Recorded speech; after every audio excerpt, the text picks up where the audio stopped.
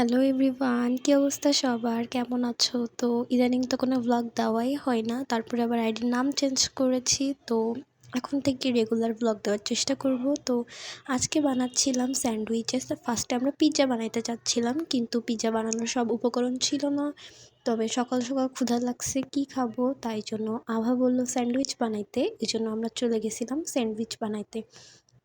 তো এই যে তোমাদের সাথে কথা বলতে বলতে আমি স্যান্ডউইচগুলো কেটে ফেলেছি। আমি আজকে একদম ইজি ওয়েতে স্যান্ডউইচ বানাবো। এটা বলতে পারো রেসিপি ভ্লগও হইতে পারে, এমনি ভ্লগও হইতে পারে।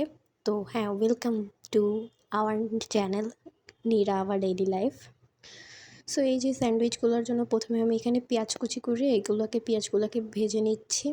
সেগুলো যে তার মধ্যে একটা ডিম দিয়ে দিব, হালকা একটু ভাজা ভাজা হয়ে গেলে তার মধ্যে একটা ডিম দিয়ে ডিমটা ভালোভাবে মিক্সিং করে নিব। একটুখানি ভাজা ভাজা হয়ে যাওয়ার পরে তার মধ্যে আমরা অ্যাড করে নিব টমেটো সস। পরিমাণ মতো টমেটো সস দিয়ে দিব, আমাদের যতটুকু ভালো লেগেছে আমরা ততটুকু দিয়েছি, তোমরা চাইলে। তো তারপরে আমার বানিয়ে রাখা সব উপকরণটি নামানোর পরে আমরা এগুলা একটা একটা করে প্রত্যেকটা স্যান্ডউইচে দিয়ে দিব। ফার্স্টে এগরা দিব এবং আমি এখানে কিন্তু একটু চিজও অ্যাড করেছি।